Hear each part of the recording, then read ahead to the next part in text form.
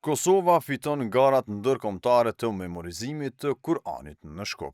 Hafezët nga Kosova dominuan në edicionin e 4 të garave ndërkombëtare të memorizimit të Kur'anit që u mbajt në Shkup javën e kaluar, duke fituar çmimin kryesor, si dhe 10 nga 30 vendet e mundshme përballë 300 garuesve nga 30 shtete të botës. Historia e këtij triumfi ka një emër të një ish nxënësit të medreses Alaudin, Alban Doli, hafez nga Gjakova, i cili u shpall më i miri në kategorinë kryesore, hafez i plot i Kur'anit. Për vetë fituesin, ky sukses ishte një kulm i një rrugtimi të gjatë, por jo i papritur.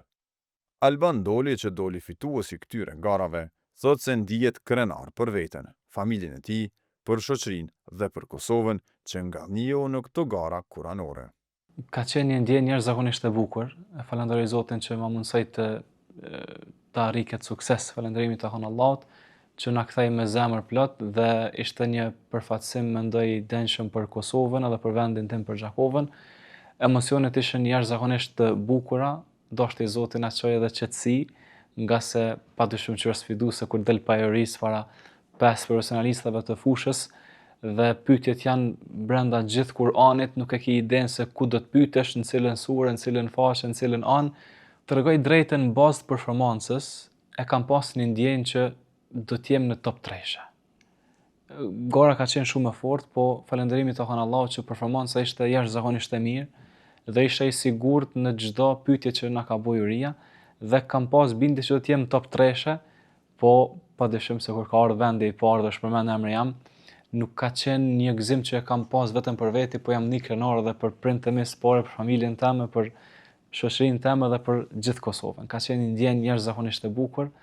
Niveli i lartë i garuesve u vlerësua edhe nga Komisioni Ndërkombëtar.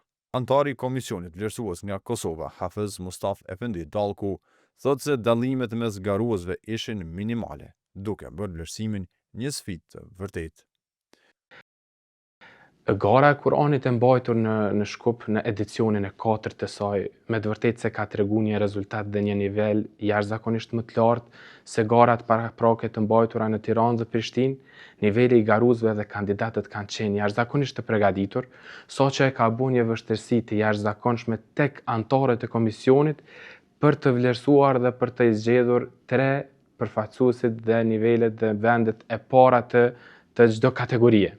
Përveç Alban Dolit, memorizuesit e Kuranit nga Kosova triumfuan edhe në 5 kategori të ndryshme, me emra si Semra Bashani, Marigona Melova, Hana Maloku, Muhamed Morina, Daria Smajli, Amra Shala, Adonis Gjamajli, Amar Hoxha, Unes Pajaziti dhe Rejana Ajvazi, të cilët shkruan një faqe të ndritur të Kosovës në garat ndërkombëtare të Kuranit.